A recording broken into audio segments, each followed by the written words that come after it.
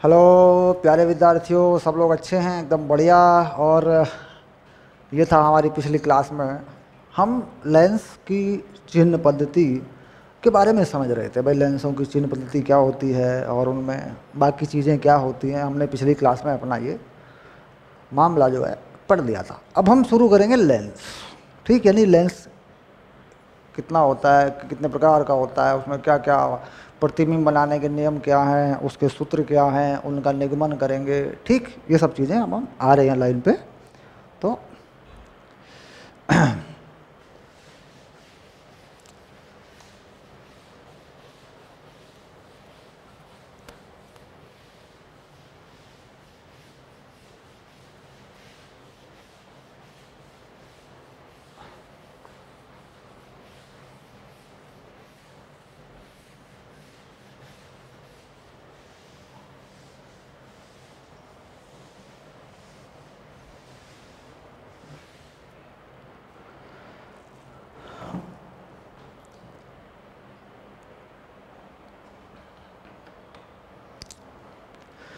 चलिए सबसे पहले बात करते हैं लेंसों के बारे में। यात्रा शुरू कर दी हमने, लेंसों की जानकारी ले रहे हैं अपनी।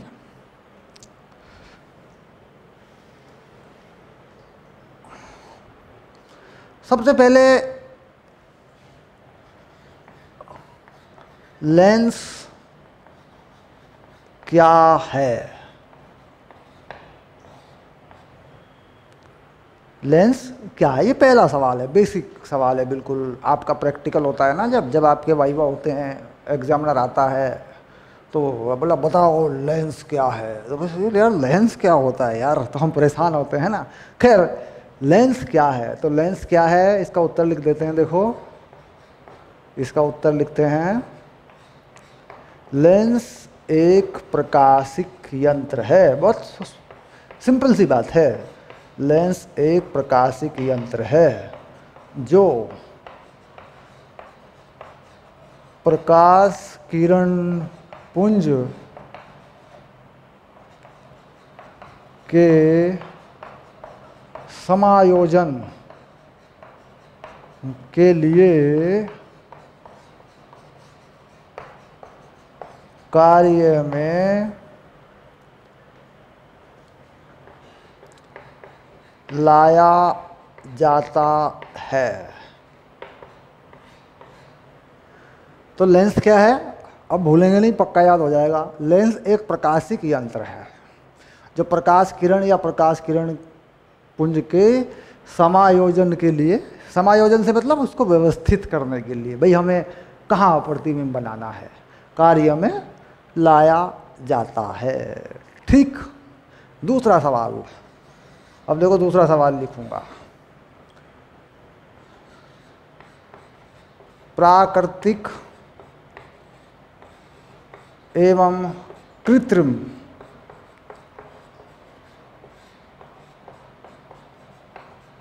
लेंस का उदाहरण बताइए।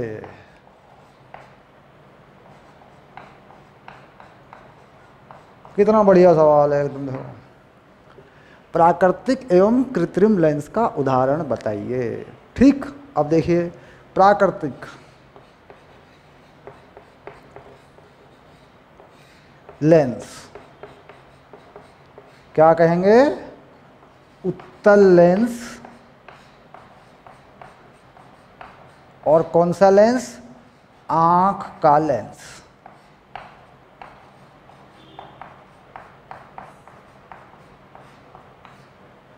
प्राकृतिक लेंस आंख का लेंस है और वह कैसा लेंस है, उत्तल लेंस है। ठीक, इसके बाद कृत्रिम लेंस।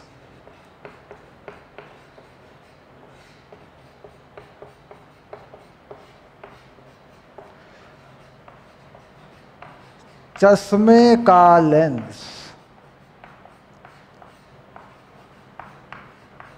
उत्तल या अवतल जो भी,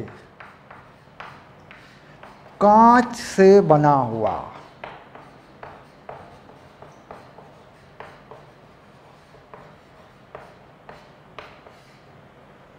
ठीक, कैसा, कृत्रिम लेंस में किसका उदाहरण बता देंगे, चश्मे का लेंस उत्तल या अवतल कांच से बना हुआ। उत्तल है या अवतल है और किसका बना हुआ है? कांच का बना हुआ है। कांच के अलावा भी होते हैं, बहुत सारी चीज़ों के लेंस बन जाते हैं, दूसरी चीज़ें भी होती हैं ऐसी, लेकिन हमें यहाँ एक उदाहरण देना है। ठीक, संयुक्त सूक्ष्मदर्शी के लेंस, दूरदर्शी के लेंस, जो भी कहो, पर ये आसान है, सीधा सा उदाहरण है बिल्कुल, कृत्रिम लेंस। ठीक, उत्तल लेंस आँख का लेंस, ये किससे बना हुआ है? मांसपेशियों तथा द्रव से बना हुआ लेंस है। ये किसका है? ये बना हुआ है मांसपेशियों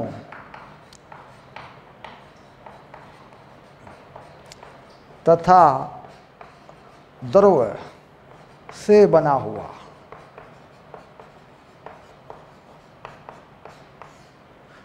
तो प्रकृति में जो प्राकृतिक लेंस है, जो वास्तविक लेंस है, जो सही मायने में लेंस है, वो क्या है? आँख का लेंस है। और वह कैसा है? उत्तल लेंस है। ठीक, यह आ गया आपका लेंस की जानकारी। अब तीसरा सवाल आ गया बच्चों, उत्तल लेंस के प्रकार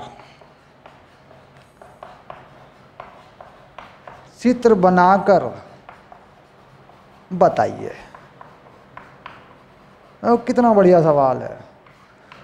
तो कुछ बच्चे कहेंगे सर क्या है, उत्तल तो उत्तल ही होता है। अब उत्तल लेंस के प्रकार देखते हैं। उत्तल लेंस के प्रकार, पहला उभयोत्तल। उभयोत्तल भी लिख देते हैं, उभयोत्तल है ना, तो उभयोत्तल भी लिख देते हैं इसको। ऐसे भी लिख देंगे उभयोत्तल, ये भी उभयोत्तल ही है, कोई दिक्कत नहीं है। ठीक है, तो ये ऐसे भी लिख देते हैं, ऐसे लिख देता हूँ। ठीक है, कोई दिक्कत नहीं है, उभयो उत्तल। ठीक, दूसरा सम उत्तल, तीसरा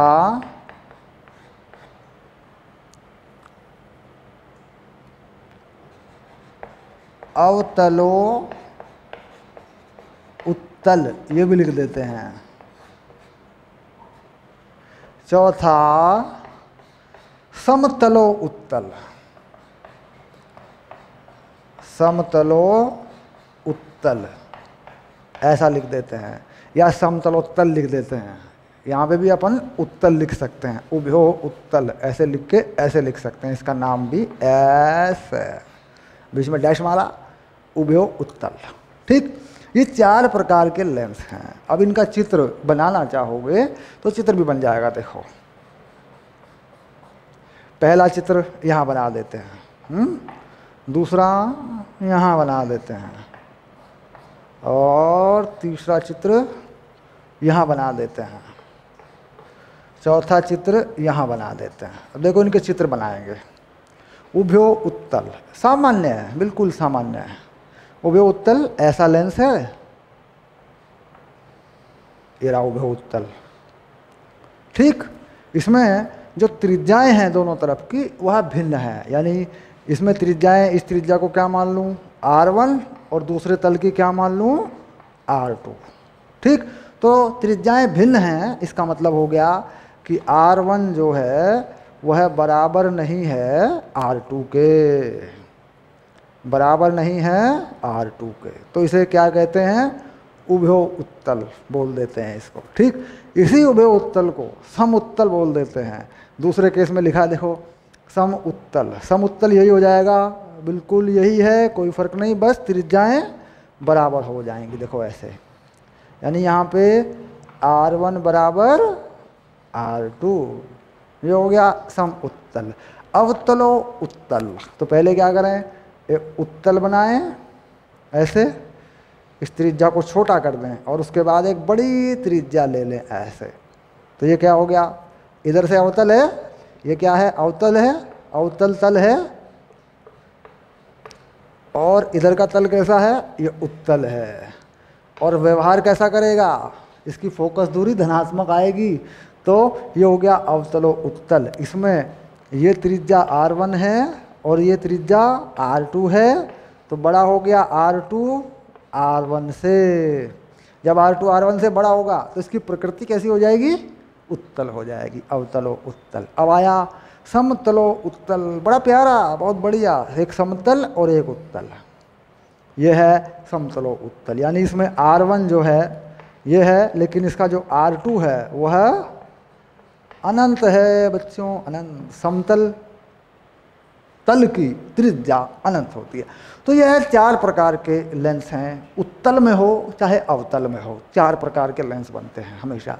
ये चारों नाम, इन चारों नामों के आगे हम लोग अवतल भी लगा सकते हैं। देखिए बदल देते हैं चीज़ को, प्रश्न को बदल देते हैं। अवतल लेंस के प्रकार चित्र बनाकर बताइए। प्रश्न बदल गया तो सारा उत्तर भी बदल गया। अब देखिए यहाँ पे क्या लिखूंगा, यहाँ पे लिखूंगा उभयो अवतल।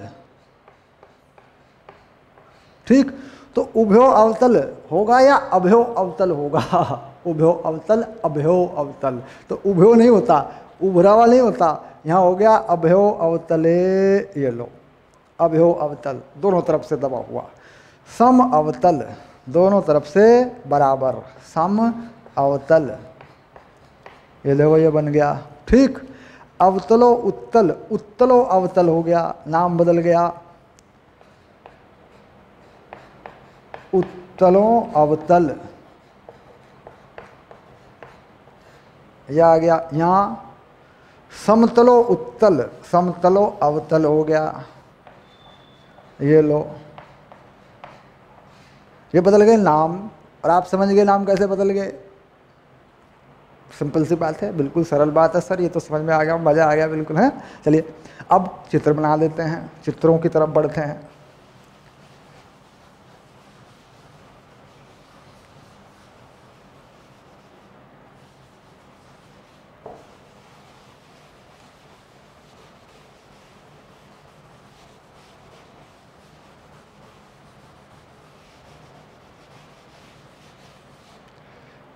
पीला रंग हटा देता हूँ ना, ये कुछ ज़्यादा ही पीला हो रहा है ना, ज़्यादा पीला हो रहा है और मिट नहीं रहा है। हा हा हा, समझ रहे हो? तो इस बार 4 बॉक्स बनाऊंगा। ये लो, ये 4 बॉक्स आ गए, देखो ये देखो 4 बॉक्स बनाऊंगा इस बार।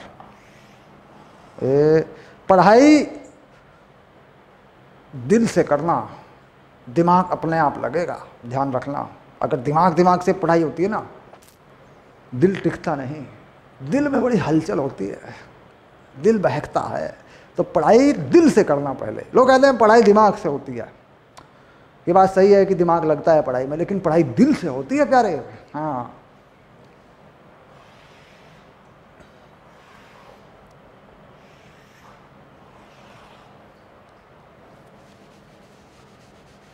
चलिए ये आ गया हमारा पहला, यहाँ लिख देता हूँ, देखो पहला ये चित्र, दूसरा यह चित्र, तीसरा और यह चित्र चौथा। पहला चित्र उभयो अवतल, अभयो अवतल है, दोनों तरफ से दबा हुआ। ये दब गया, अभयो अवतल। इसमें ये त्रिज्या R1 और ये त्रिज्या R2, और यहाँ पर R1 R2 बराबर नहीं है क्योंकि अभयो अवतल है। अगर बराबर होंगे तो सम अवतल है। तो दूसरे केस में दोनों त्रिज्याएं बराबर हैं। अब तो समझ गए होगे तुम्हें क्या करना है। ठीक, यहाँ पर R1 बराबर R2 है, ये सम अवतल है। उत्तलो अवतल, उत्तलो अवतल। ठीक, तो यहाँ देखिए उत्तलो अवतल कैसे बनेगा। ये जो त्रिज्या है ये छोटी है, और इसके बाद ये जो त्रिज्या है दूसरी ये बड़ी है। ये जो त्रिज्या है R1 और ये त्रिज्या है R2, तो छोटी त्रिज्या का प्रभाव ज़्यादा रहता है, उसी के हिसाब से प्रकृति होती है। तो इसका मतलब हो गया कि R2 बड़ा है R1 से।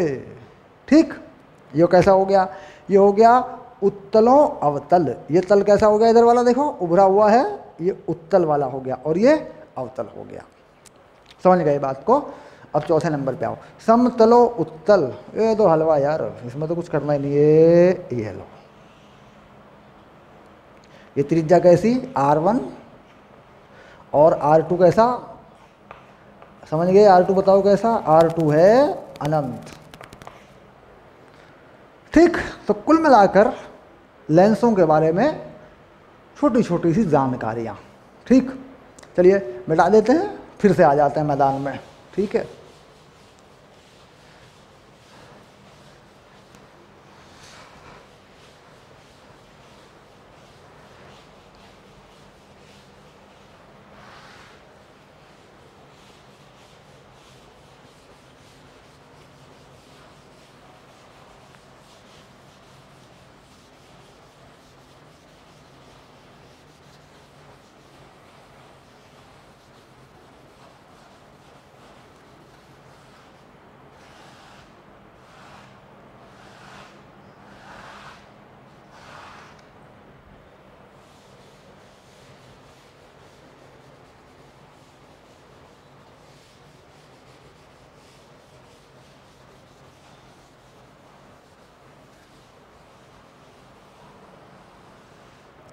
तो सामान्य जानकारी लेंस की होने के बाद हमको क्या करना है, अब हम एक लेंस को सिलेक्ट कर लेते हैं। एक लेंस को सेलेक्ट कर लेते हैं मतलब छांट लेते हैं हमें किस लेंस पर अपने आगे की खोज करनी है, अपने आगे की यात्रा करनी है। तो पहला लेंस छांट लेते हैं, उत्तल लेंस।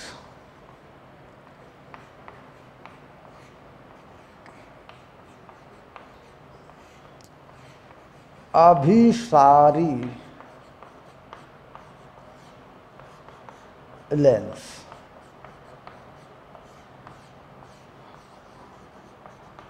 कॉन्वेक्स लेंस,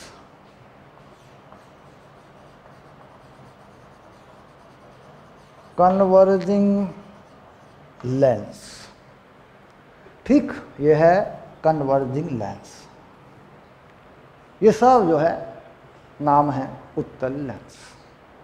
ठीक, अब लेंस में सबसे पहले क्या चीज़ बनेगी? लेंस में सबसे पहले जो सूत्र बना है लेंस का, जो हम पढ़ चुके हैं प्रतिबिंब बनाने के लिए, वो बनेगा। और सबसे पहली बात आ जाती है कि जो किरण रेखा चित्र है वो बनेगा।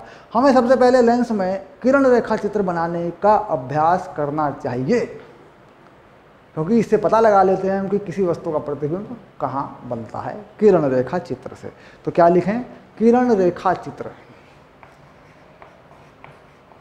किरण रेखा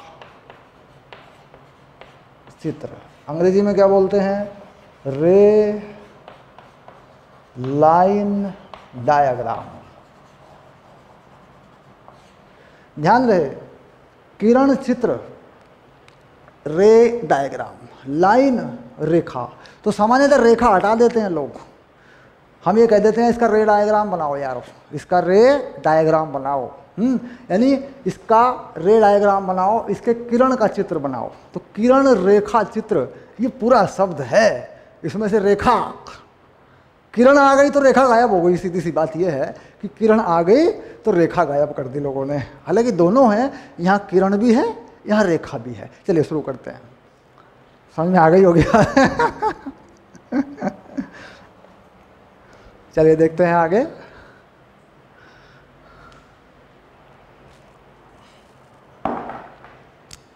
अब क्या करते हैं, एक लेंस बनाते हैं और रे डायग्राम बनाने के नियमों पर बात करते हैं। भाई बनेगा कैसे? ये बना दिया हमने प्रकाशिक अक्ष, और ये बना दिया इसके लंबवत अक्ष। ठीक, अब यहाँ इसके दोनों फोकस हमें लिखने होते हैं। ये मान लेते हैं हम F, और इतनी ही दूरी पर पीछे मान लेते हैं F डैश, और ये केंद्र मान लेते हैं, प्रकाशिक केंद्र। ये F और F डैश क्या है, ये मैंने पिछली क्लास में अच्छी तरह से बता दिया है कि भाई ये कैसे होते हैं, क्या माना जाता है। हम इस फोकस का इस्तेमाल करते हैं, इसका नहीं। यह केवल दूरियां देखने के लिए होता है। क्यों? क्योंकि हम जानते हैं कि उत्तल लेंस या कॉन्वेक्स लेंस एक अभिसारी लेंस है, वो प्रकाश किरणों को मिला देता है। तो यहाँ पर मान लीजिए सबसे पहली बात ये होती है कि प्रकाशिक अक्ष के समांतर आ रही किरण फोकस से गुजरती है ऐसे। ठीक,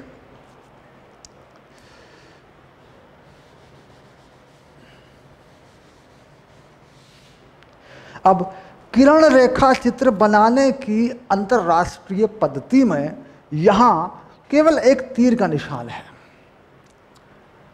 बात को समझ रहे हैं? रेखा चित्र बनाने की अंतरराष्ट्रीय पद्धति में यहाँ केवल एक तीर का निशान है बस, और कहीं भी तीर का निशान नहीं है। लेकिन हम कई जगहों पर तीर के निशान लगा देते हैं, जैसे यहाँ लगा दिया देखो मैंने, और यहाँ भी लगा देते हैं। ठीक, ये गलत नहीं है, ये भी ठीक है, आप जगह जगह देखेंगे। लेकिन अगर एक तीर का निशान लगा दिया जाए अंतिम में तो बात पूरी हो जाती है, इसमें कोई नई बात नहीं है। तो यह जो प्रकाशिक अक्ष के समांतर एक किरण है, ये बिल्कुल ऐसी ही होती है और ये कहीं भी इसका उपयोग किया जा सकता है। दूसरी किरण प्रकाशिक केंद्र से गुजरती है, दूसरी किरण प्रकाशिक केंद्र से गुजरती है। कोई वस्तु अगर यहाँ रखी है, यहाँ रखी है, यहाँ रखी है, तो ये किरणें प्रकाशिक अक्ष से सीधे गुजर जाती हैं। तीन वस्तुओं के तीन तरह की किरणें निकल गई। देखो, ये मान लीजिए A1, ये B1 और ये C1। तो A1 जो है यहाँ आ रहा है, देखो ये A1, ये B1 और ये C1। तो यानी दूसरी जो किरण है वह प्रकाशिक अक्ष से सीधी निकलती है, यानी उसमें कोई विक्षेप नहीं होता, उसकी दिशा नहीं बदलती, क्योंकि वह प्रकाशिक अक्ष से गुजरती है, लेंस के केंद्र से गुजरती है। हम जानते हैं कि लेंस गोलीय हैं, गोलीय आकृतियों से मिलकर बने हैं, तो गोलों के केंद्र से होकर गुजरने वाली सभी त्रिज्याएं विक्षेपित नहीं होती, वह सीधे लेंस पर लंबवत गिरती हैं, गोलों पर लंबवत गिरती हैं।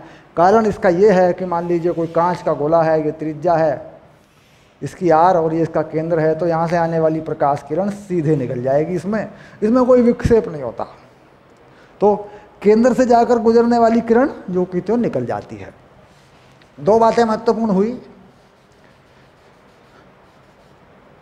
यानी एक किरण प्रकाशिक अक्ष के समांतर और दूसरी केंद्र से होकर गुजरती है। इन दोनों को मिलाने पर हम प्रतिबिंब की स्थिति बता सकते हैं।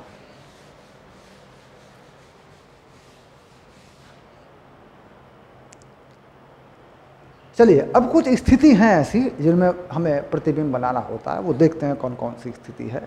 सबसे पहले हम क्या करते हैं,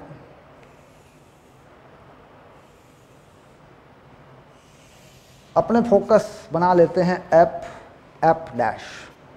ठीक, रेखाओं का सीधा होना ज़रूरी है। थोड़ा सा सीधी करके रेखा बनाते हैं। ये बना दिया मैंने प्रकाशिक अक्ष, और ये बना दिया लेंस, ये बना दिया एक फोकस एफ, और ये बना दिया दूसरा फोकस एफ डैश।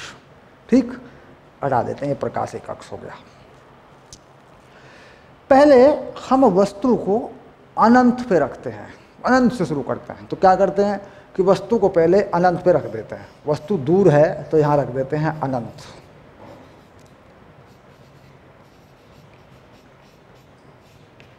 ठीक, तो अनंत पे रखी वस्तु का जो प्रतिबिंब है वह फोकस पर आ जाता है, ऐसे। क्यों? क्योंकि अनंत पे रखी वस्तु का यह कोण जो केंद्र से गुजर के मिलता है, देखो ये वाला कोण, ये बहुत छोटा हो जाता है, क्योंकि यहाँ से दो रेखाएं चलती हैं, एक केंद्र की तरफ बढ़ती है आगे, केंद्र से होकर आगे बढ़ती है, एक फोकस से आ रही होती है। तो यह कोण बहुत छोटा हो जाता है, क्योंकि ये वस्तु दूर होती जाएगी तो यह कोण भी बहुत छोटा हो जाएगा। छोटा हो जाएगा मतलब जो केंद्र रेखा है वही जाएगी सीधे। तो इसका मतलब हो जाता है कि कोई वस्तु अगर अनंत पे है, ठीक, तो उस वस्तु में दो सिरे होते हैं, एक वस्तु का ये वाला सिरा, एक वस्तु का ये वाला सिरा। इन दोनों में जो ऊंचाई है या वस्तु का आकार है वह बहुत कम हो जाता है, तो ये केंद्र जो है बहुत दूर होने की वजह से ये कोण बहुत छोटा हो जाता है। तो यानी कि केंद्र रेखा भी, जो केंद्र से होकर जाने वाली रेखा भी है, वह प्रकाशिक अक्ष पर ही हो जाती है। दोनों के लिए लगभग प्रकाशिक अक्ष पर हो जाती है। तो हम देख रहे हैं कि अगर इन दोनों को मिला दिया जाए ऐसे, है ना, तो यहाँ पर एक प्रतिबिंब हमें दिखाई देता है ऐसे, ए डैश बी डैश। तो यह प्रतिबिंब फोकस पर होता है, यह प्रतिबिंब नाभि पर होता है। क्यों? क्योंकि वस्तु अनंत पर है तो प्रतिबिंब नाभि पर है। ठीक, और समझ गए आप कि अनंत से आने वाली किरणें फोकस पर बिंदुवत हो जाती हैं, फोकस पे आ जाती हैं। ठीक, ये पहला केस है। अब दूसरा केस लेते हैं। ये कब है? जब वस्तु अनंत पर हो। जब वस्तु अनंत पर हो तो वास्तविक प्रतिबिंब, वास्तविक प्रतिबिंब नाभि पर बनता है।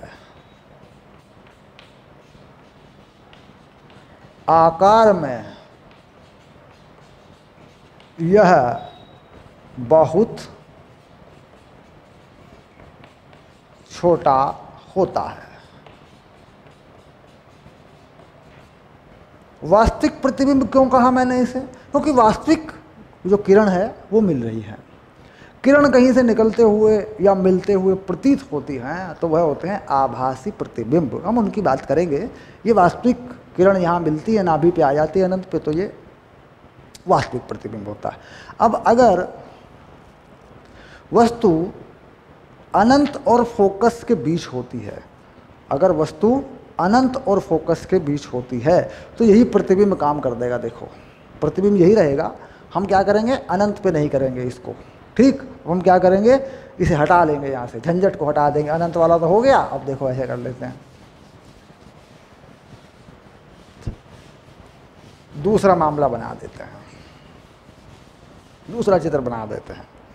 यदि वस्तु अनंत और फोकस के बीच हो, ठीक, वस्तु आ गई यहाँ पे, प्रतिबिंब यहाँ आ गया, तो प्रतिबिंब कहाँ बना?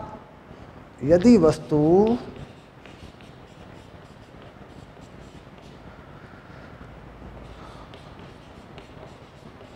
प्राथमिक फोकस या प्राथमिक नाभि से परे लेंस से दूर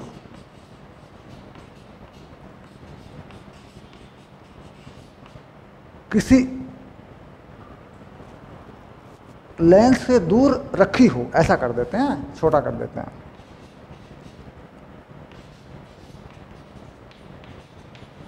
हो तो प्रतिबिंब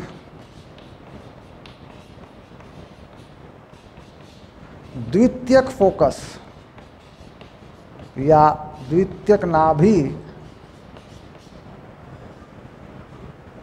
से आगे तथा आकार में छोटा या बड़ा। आकार दोनों तरह का हो सकता है। दूर होता जाएगा तो छोटा होता जाएगा, पास होता जाएगा तो इसके बराबर। तो आकार में सामान्यतः यहाँ पे छोटा लिख देंगे हम लोग। हमने छोटा लिख दिया। आकार में छोटा तथा आगे आकार में छोटा वास्तविक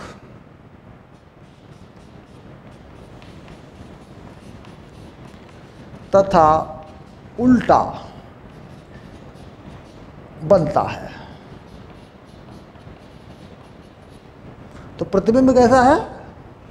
वास्तविक है, उल्टा है, आकार में छोटा है। ठीक, बात समझ रहे हैं? आकार में छोटा क्यों है? मान लीजिए वस्तु यहाँ आ गई नाभि पे, ठीक, तो नाभि पे क्या होगा? आकार में बहुत बड़ा भी बनेगा, वास्तविक बनेगा। तो हमने क्या कहा? नाभि से पीछे दूर तो आकार में सामान्यतः छोटा होता है, लेकिन जैसे जैसे वस्तु नाभि के पास आने लगती है तो बहुत बड़ा भी होने लगता है। फिर ये वास्तविक प्रतिबिंब बहुत बड़ा भी बनता है। तो आकार में छोटा जब नाभि से बहुत दूर हो, ठीक, तो आकार में छोटा बड़ा लिख देते हैं। आकार में छोटा भी बनता है और बड़ा भी बनता है, दोनों बातें होती हैं। जब नाभि के पास आने लगेंगे तो देखेंगे आकार में बड़ा होने लगता है ये, ठीक, क्योंकि ये जो केंद्र से जाने वाली हैं ये मिलती नहीं है, दूर जाके मिलने लगती हैं, तो ये बड़ा होने लगता है। दूसरी बात। तीसरी बात, अब वस्तु को नाभि पे रख देते हैं। वस्तु को नाभि पे रखने पर क्या होता है? दोबारा बना लेते हैं, खिचड़ी पक जाएगी। यदि वस्तु प्राथमिक नाभि पर रखी हो या नाभि पर रखी हो।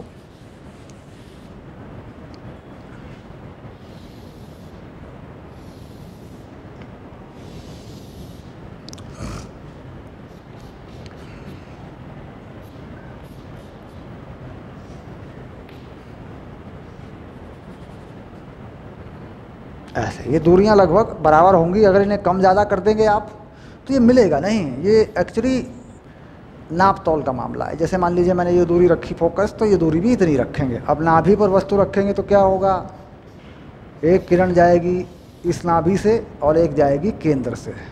देखो ये वस्तु कहाँ मिलेंगी, अनंत पे मिलेंगी, यानी प्रतिबिंब अनंत पे बनेगा। वास्तविक प्रतिबिंब है लेकिन अनंत पर है और आकार में बहुत बड़ा है, यानी दिखेगा इतना बड़ा है कि दिखेगा यानी अनंत पे है। यानी प्रकाश पूरी तरह फैल चुका है, प्रकाश किरण पूरी तरह फैल चुकी है। तो ये कब है, जब वस्तु नाभि पर हो। वस्तु नाभि पर है तो प्रतिबिंब वास्तविक है, उल्टा है, अनंत पे है। ठीक, यदि वस्तु प्राथमिक नाभि पर है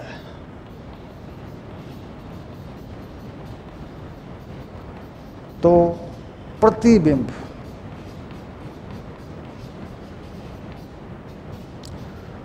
उल्टा है, वास्तविक है, वह आकार में बहुत बड़ा है। आकार में अनंत है, ऐसा लिख देते हैं। आकार भी अनंत हो जाता है, आकार में अनंत है। यानी हम धीरे धीरे नाभि तक पहुंच चुके हैं। ठीक,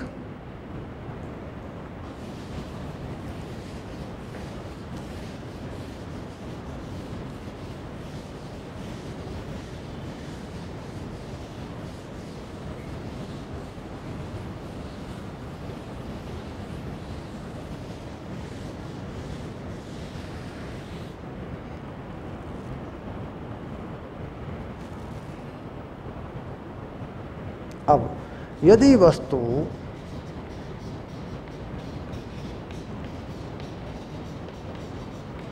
प्राथमिक नाभि व लेंस के बीच में कहीं रखी हो तो, यदि वस्तु नाभि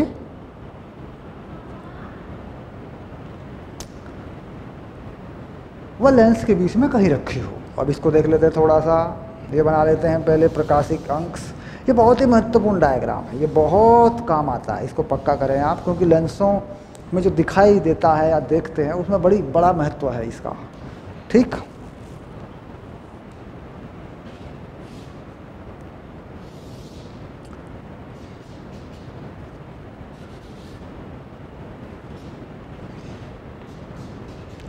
ये दोनों नाभि बना दी हमने। प्राथमिक नाभि, अब देखिए प्राथमिक नाभि ये रही, इसके बीच में वस्तु रख दी। ये भी तो इधर से मिलाते हैं तो ये इधर को जाती है प्रकाश किरण, और इसे मिलाते हैं तो ये इधर को जाती है। ठीक, थोड़ा सा इधर को जाती है।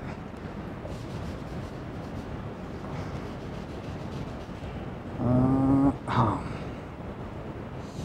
ये देखिए ऐसे। तो पीछे हटाने पर ये मिलती हुई प्रतीत होती है। ये आप देख रहे होंगे कि पीछे हटाने पर ये मिलती हुई प्रतीत हो रही है, देखो ऐसे। ठीक, तो ये बना देता हूँ, चलो यही बना देता हूँ लो। ठीक है, ये आ गया, देखो ये आ गया। तो ये है ए डैश बी डैश। तो इधर से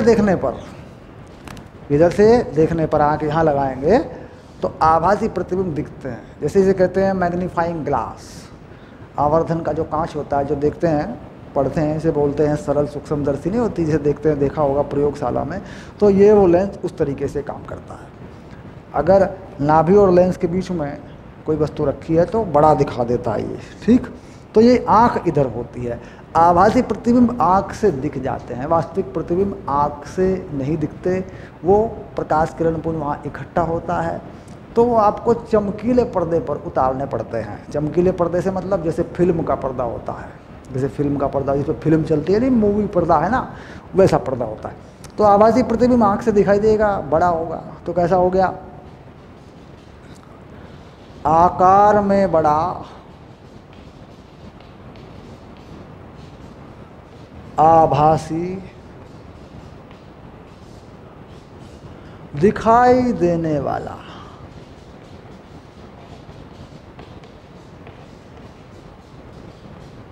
प्रतिबिंब।